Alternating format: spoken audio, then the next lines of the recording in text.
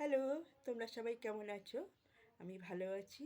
কালকে একটা দিন তোমাদের সাথে আমি কথা বলিনি, তাই কেমন লাগছে মানে কতদিন পর তোমাদের সামনে আসলাম। তাই যাই হোক, তোমরা তো বুঝতে পেরেছো সরস্বতী পুজোর একটা তোড়জোড় চলছিল। তা আজকে সরস্বতী পুজো। সবাইকে আমার তরফ থেকে, অন্তর থেকে খুব ভালোবাসা আর শুভেচ্ছা। তোমরা খুব সুন্দর আজকের দিনটা কাটাও। আজকের দিনটা তো অর্ধেক হয়েই গেল।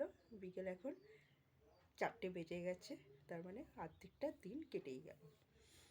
তা এখনও সবাই ঘুরবে আর খুব সুন্দর আনন্দ করো, বুঝেছ? কেন আমরাও তো একসময় এই দিনটা খুব আনন্দ করেছি।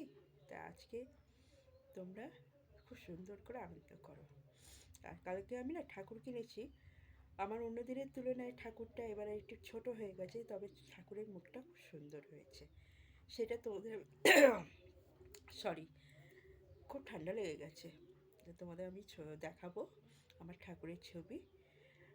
তবে ছোট্টর মধ্যে সুন্দর হয়েছে। আমার কর্তাদা বলছে ঠাকুরটা একটু বেশি ছোট হয়ে গেছে। বলছি দেখো, বড় ঠাকুর আমি পাচ্ছি ঠিকই, কিন্তু মুখটা ঠিক ভালো পাচ্ছি না। আর আমার মেয়ের আর আমার বরের একটাই বক্তব্য ছিল ঠাকুরের মুখটা যেন সুন্দর হয়। আমি সুন্দর দেখতে গিয়ে ছোট হয়ে গেছে। বড় ঠাকুরের ঠিক মুখটা আমার পছন্দ হয়নি।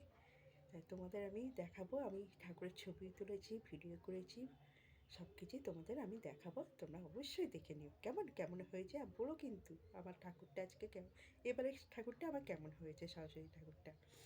তা ভালো লাগবে, তাহলে আমি চয়েসটা ঠিক করেছি। ঠাকুর কেনা, পুজোর বাজার করা, মানে মারাত্মক কাজ এটা, বুঝেছো তো? বিশেষ করে মেয়েদের। সঙ্গে একটা ছেলে থাকলে হয়, কিন্তু নিজেদের আর আমার করে করে